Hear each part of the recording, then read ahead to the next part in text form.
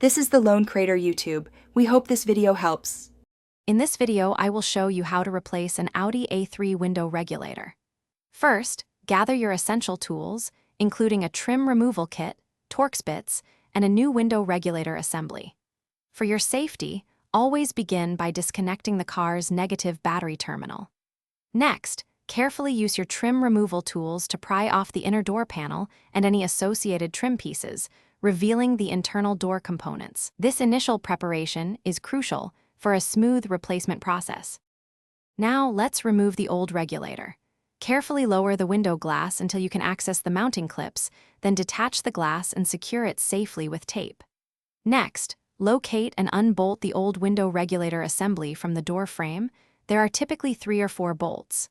Finally, disconnect all electrical connectors leading to the window motor. With these steps complete, you can carefully extract the faulty regulator from the door cavity. With the old unit out, it's time to install the new one. Carefully guide the new window regulator assembly into the door cavity, ensuring it aligns correctly with the mounting holes. Once positioned, secure the new regulator firmly using its mounting bolts, typically 3 or 4. Next, reconnect all electrical connections to the window motor, ensuring they click securely into place. This step ensures proper power delivery and functionality for your new regulator. Finally, let's reassemble and test.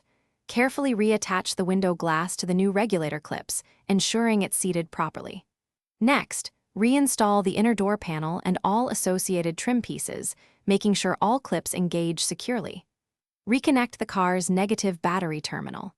Before finishing, thoroughly test the window's up and down operation several times to confirm smooth movement and proper functionality. This ensures your repair is complete and working perfectly.